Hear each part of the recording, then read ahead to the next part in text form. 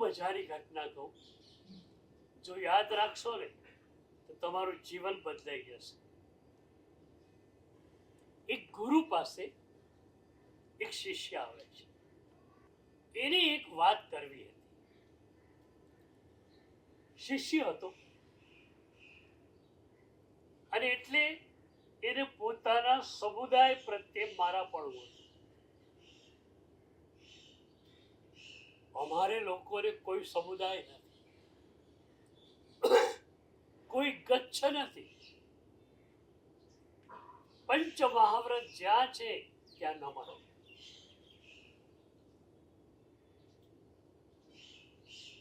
હું ક્યારે પણ કોઈ વાત મારા સમુદાયને આશ્રયને કરતો જ નથી. પૂરું જીર શાસન અને પૂરા જીર શાસનના શ્રમણો અને શ્રમણીઓ પ્રભુએ જ આ દૃષ્ટિ મને આપી છે. પેલો શિષ્ય પ્રારંભિક કક્ષાનો હતો, એટલે પોતાના સમુદાય પ્રત્યે એને રાગ હતો. બીજા સમુદાય પ્રત્યે સેજ પેલી દૃષ્ટિ હતી. બીજા સમુદાયના એક સાધુએ મોટી ભૂલ કરેલી અને એનો ખ્યાલ એને આવેલો અને એ વાત એને ગુરુને કહેવી હતી કે જો સાહેબ, આપણો સમુદાય કેટલો સારો, પેલામાં તો આવું છે.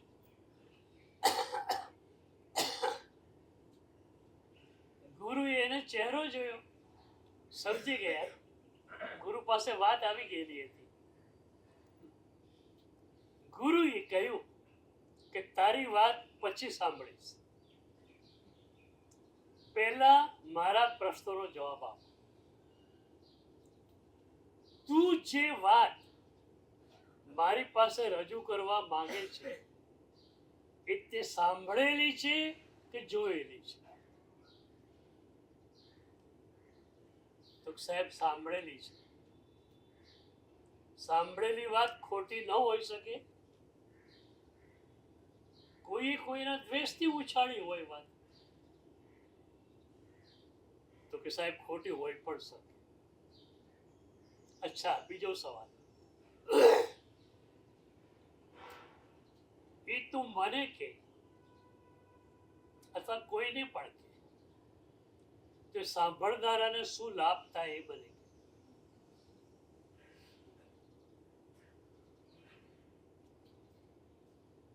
જીર શાસનના એક મુનિ આવો દોષ સેવ્યો છે. એ વાત તું બીજાને કે, એથી બીજાને શું મળશે? બીજાની શ્રદ્ધા ઓછી થશે. મળવાનું શું હતું? બીજાને કઈ મળે તો કે ના સાહેબ, ન મળે. ત્રીજો પ્રશ્ન, એ વાત કરવાથી તને શું મળે? તું એક મહાત્માની નિંદા કરી, વેશ પરમાત્માની નિંદા કરી, તો એથી તને શું મળે? તો કે સાહેબ, આમાં કઈ મળે નહીં. તો ગાંડા ભાઈ, જે વસ્તુ ખોટી પણ હોય છે, ઇવન સાચી હોય તો પણ સાંભળનારને લાભ નથી, બોલનારને લાભ નથી, તો એ વાત તું કેમ રજૂ કરવા માંગે છે? બરોબર જચી ગઈ આ વાત? ગમી? સાંભળવામાં ગમી? અંદર ઉતારવામાં ગમી?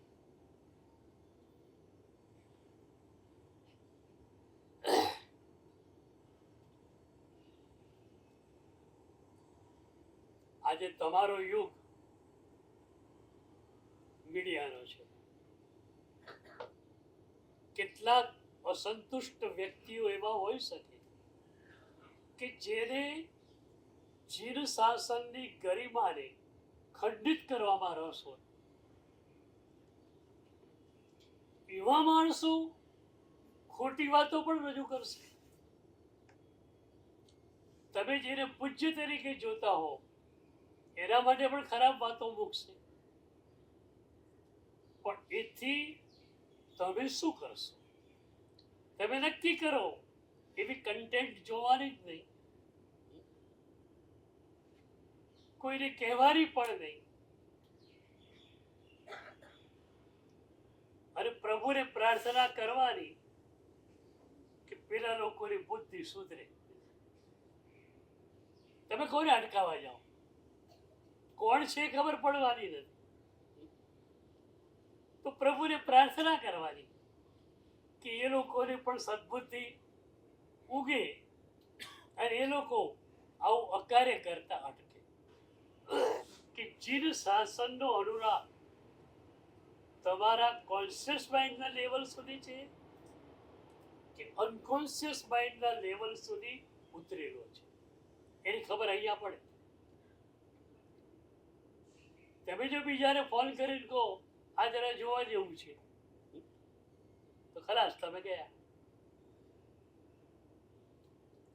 જીન શાસનની ગરિમાને ખંડિત કરતું એક પણ દૃશ્ય તમે સાંભળી કેમ શકો, જોઈ કેમ શકો? અને જોઈ શકતા હો રસથી, તો માનવું પડે કે શાસનનો રાગ માત્ર કોન્શિયસ માઇન્ડના લેવલ પર. વાજા વાગે ત્યારે ઉપાશ્રયમાં આવી ગઈ અને દુકાને બેઠા હોય તો આવી કન્ટેન્ટ જોયા પણ કરી. એ ન ચાલે. આવો જો શાસનનો અનુરાગ હશે ને, તો એ આવતા જન્મમાં પ્રભુ શાસન મેળવવામાં આપણને સહયોગી નહીં નીવડે. तुझ शासन में जन्मीने आग बाढ़ करे जयकारा, आ बाढ़ करे जयकारा.